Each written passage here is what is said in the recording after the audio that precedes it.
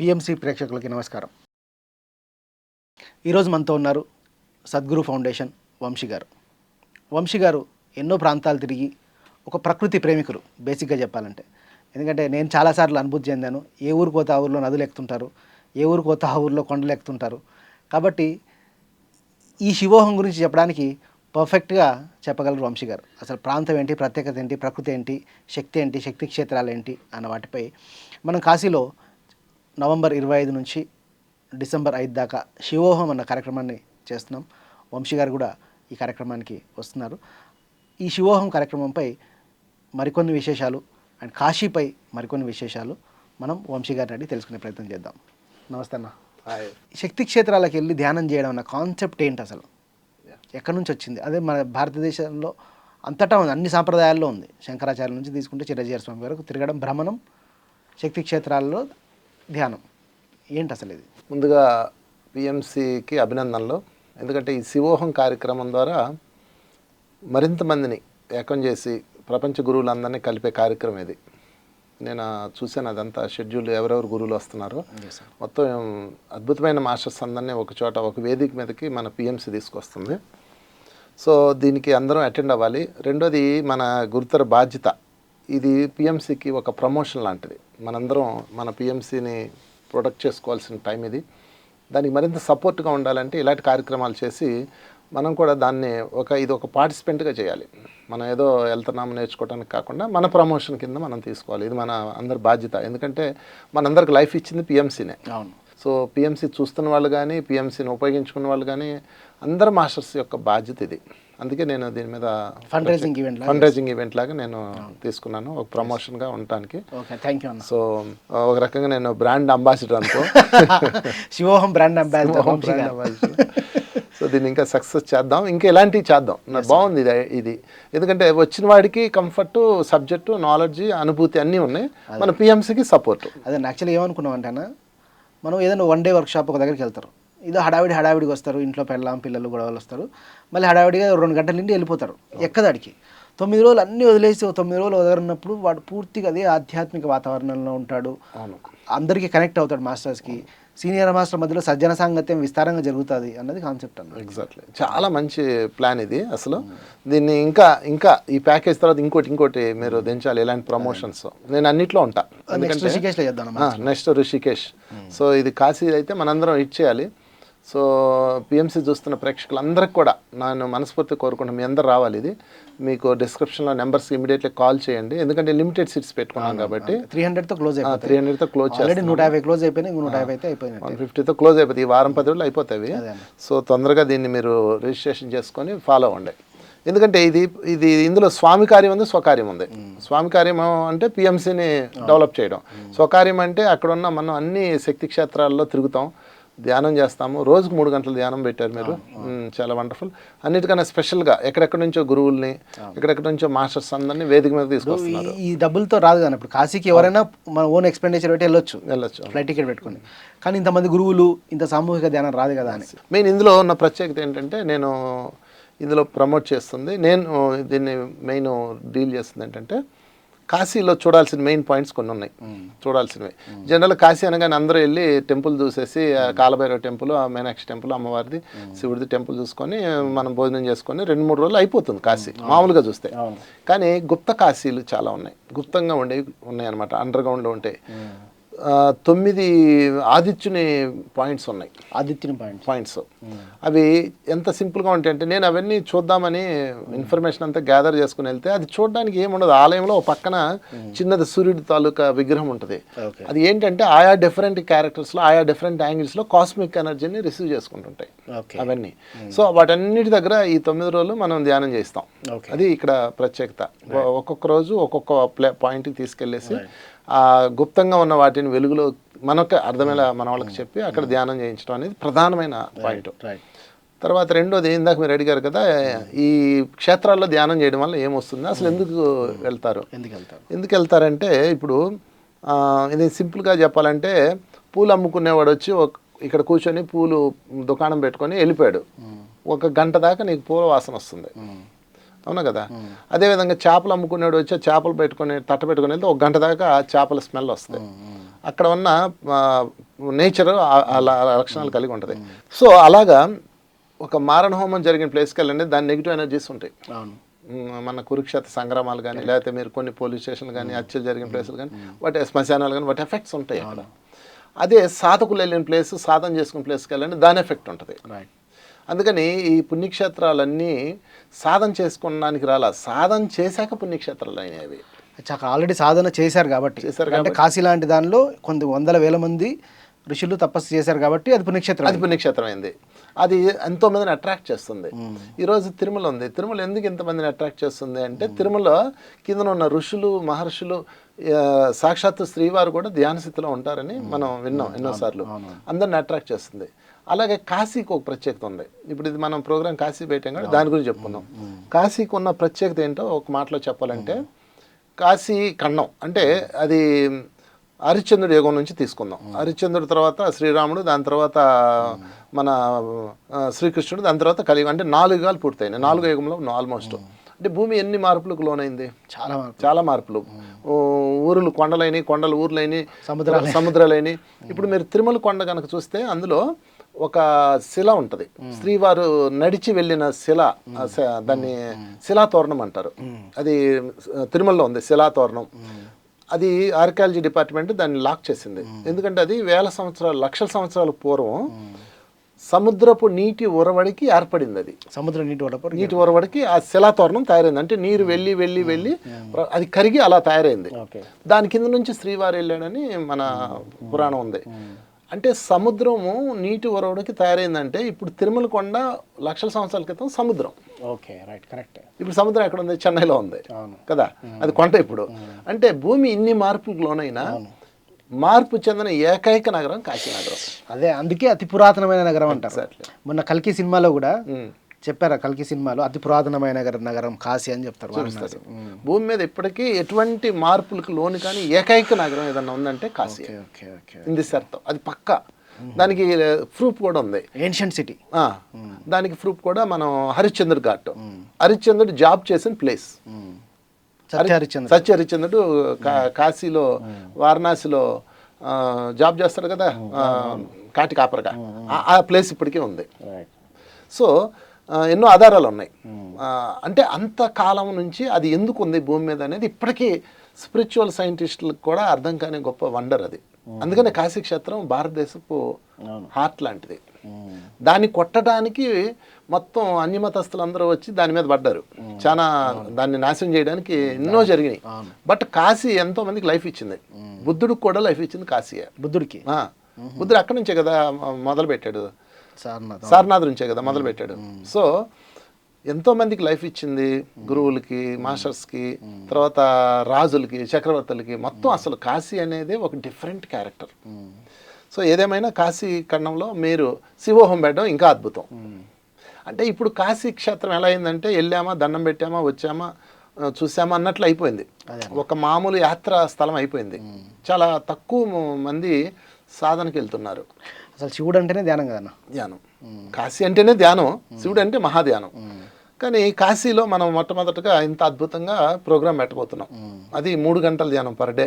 Morning టైమే 3 గంటలు, ఇక మధ్యాహ్నం 1 గంట ఉంటుంది, మళ్ళీ సాయంత్రం 5 గంటలు ధ్యానం అవుతుంది. సో ఇది బాగా బెనిఫిట్ అవుతుంది అందరికీ. రెండోది మనం చేయబోతున్న ఇందులో పెద్ద పాయింట్ ఏంటంటే, గుప్త కాశీలు. అంటే కాశీలో ఉన్న గుప్తంగా ఉన్న రహస్య ప్రదేశాలకి వెళ్ళి అక్కడ వాటిని సాధన చేయడం. Energy paths, cosmic energy points ఉన్నాయి. అయితే మీరు వెళ్ళినప్పుడు, అంటే మీరు అప్పుడు 4-5 నెలల కింద వెళ్ళిన అని ఒకసారి నాకు చెప్పారు. వెళ్ళినప్పుడు మీరు తీసుకెళ్లారు కొంతమందిని, ఒక 100 మెంబర్స్ మీ ఫ్రెండ్స్ని తీసుకెళ్లారు. తీసుకెళ్ళినప్పుడు మీరు పొందిన అనుభూతి ఏంటన్నా, వాళ్ళు పొందిన అనుభూతి ఏంటి, మీ పర్సనల్ ఎక్స్పీరియన్స్ ఏంటి? కాశీ వెళ్ళినప్పుడు మేము ఏం చేసామంటే, మొదటి రోజు అందరికీ టెంపుల్ చూపించాము, సరౌండింగ్ అంతా అయిపోయింది.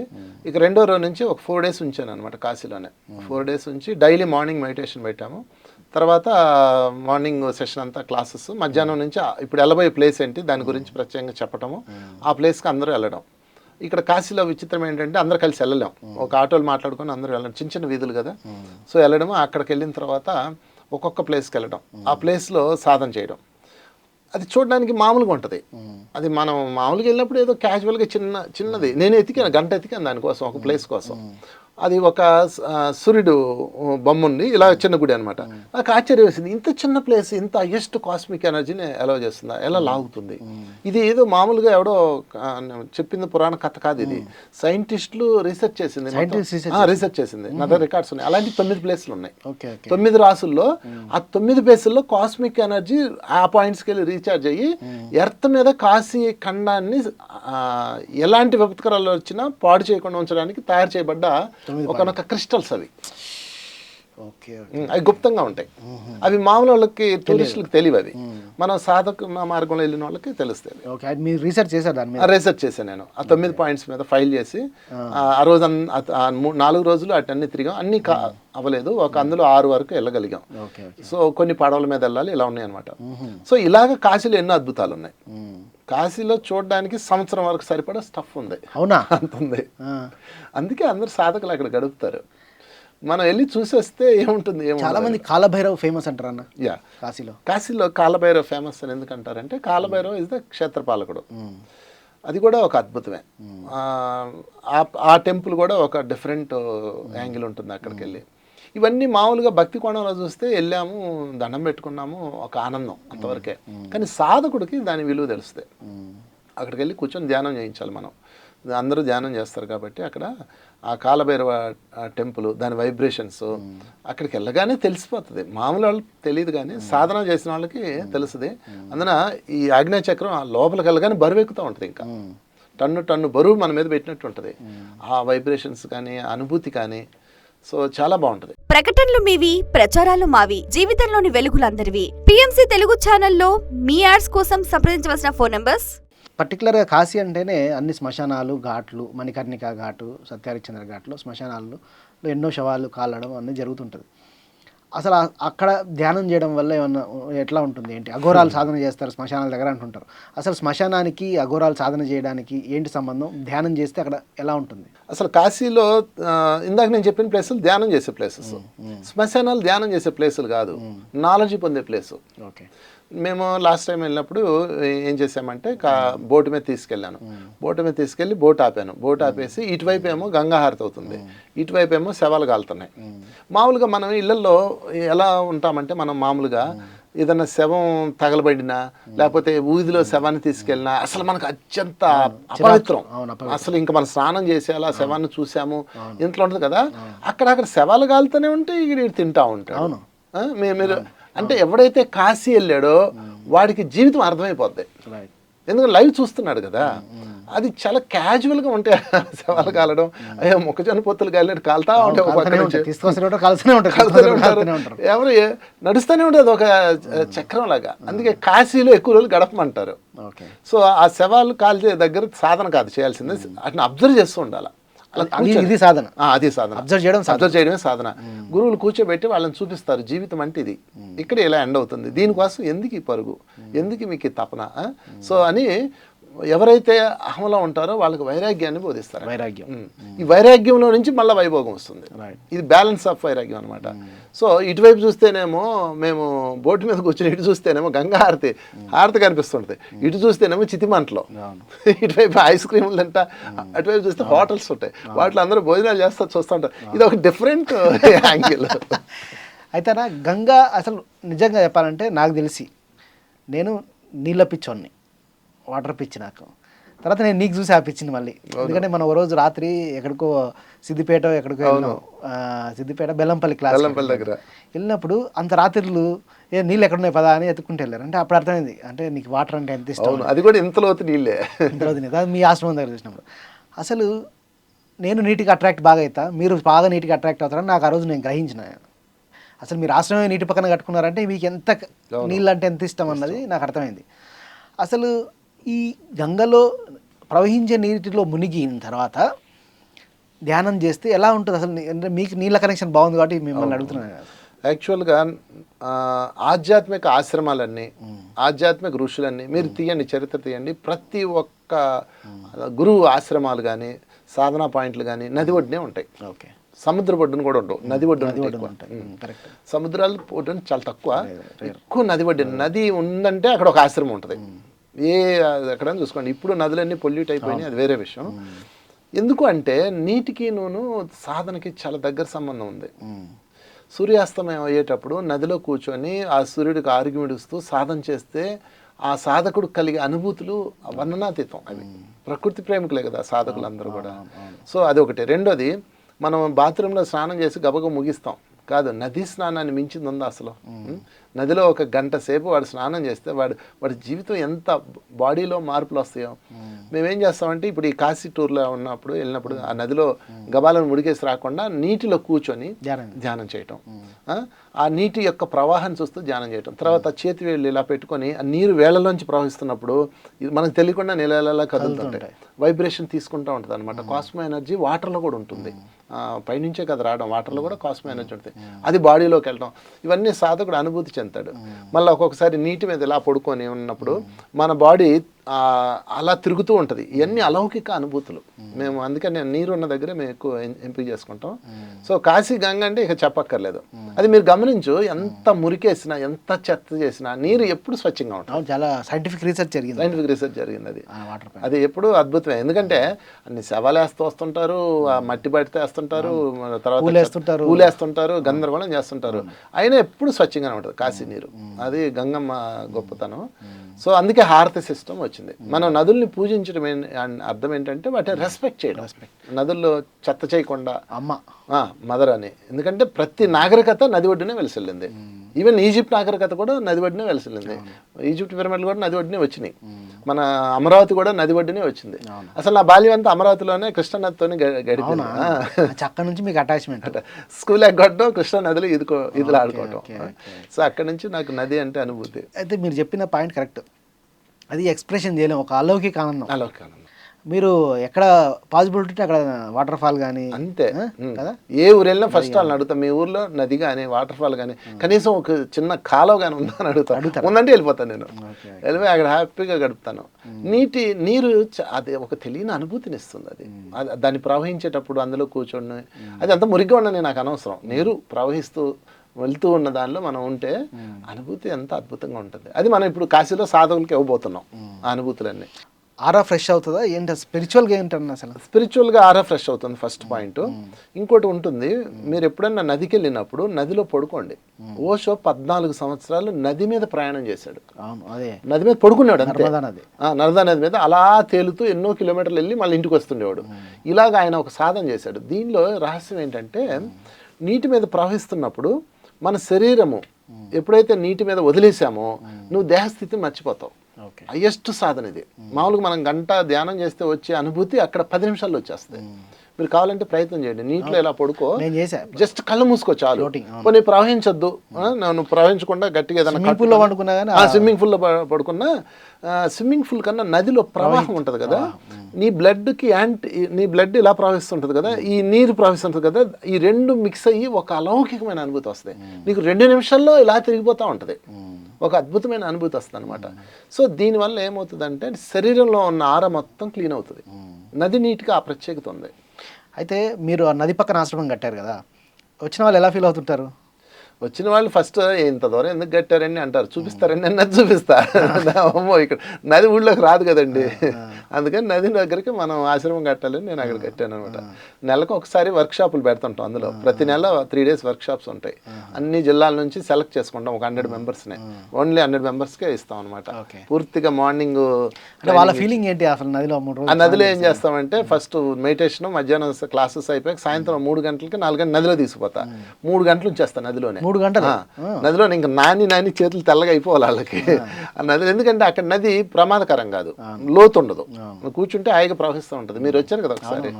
సో ఆ నదిలో ఉన్నప్పుడు వాళ్ళు అనుభూతి పొందుతారు. వాళ్ళందరినీ ఏం చేస్తామంటే ఇలాగా కట్టేస్తాం, ఒక రబ్బర్ లాంటిది పెట్టి అక్కడ కట్టేస్తాం అనమాట. గడ్డి ఉంటాయి, అవి ప్రవహిస్తూ ఉంటుంది వాళ్ళ బాడీ, నీరు వాళ్ళ బాడీ నుంచి ప్రవహిస్తూ ఉన్నప్పుడు రబ్బర్ దాంతో కట్టేస్తాం, లేకపోతే కొట్టుకుపోతారు కదా చాలా దూరం. మళ్ళీ వాళ్ళు నేర్కొచ్చుకోవాలి. ఇదంతా ఎందుకని ఒక రబ్బర్ లాంటిది ఇలా పెడతాం, లేదా ఎవరన్నా పట్టుకోమంటాం. ఇలాగా జంటలుగా పెడతాము. ఒకళ్ళని ఇలా నడుం కింద చేసి పట్టుకోమంటాము, వాళ్ళు పడుకుంటారు శవాసంలో. కళ్ళు మూసుకుంటే చాలు, జస్ట్ 10 minutes. అస్సలు ఊహించినంత వైబ్రేషన్స్ అలా తిరిగిపోతాను ప్రపంచం అంతా. ఓకే. సో అప్పుడు వాళ్ళ అనుభూతి బాగా కలుగుతుంది. తర్వాత వాళ్ళని తీసుకెళ్ళి గొయ్యి తవ్వేసి ఇసుక వెచ్చగా ఉంటుంది అనమాట, అందులో కప్పెట్టేస్తాం తల బయట పెట్టి. సో అనుభూతి బాగా ఎంజాయ్ చేస్తారు నేచర్లో వాళ్ళు. అయితే మట్టితో నీళ్ళతో నేచర్తో కనెక్టివిటీ ఏర్పడుతుంది. ఇవన్నీ మనం మిస్ అవుతున్నాం సిటీలో. అందుకని అప్పుడప్పుడు ఇదిగో ఇలా మన పిఎంసి వాళ్ళు మేమేమో పెట్టినప్పుడు చక్కగా వచ్చి అందరు రిఫ్రెష్ అయితే బాగుంటుంది ఈ ప్రోగ్రామ్.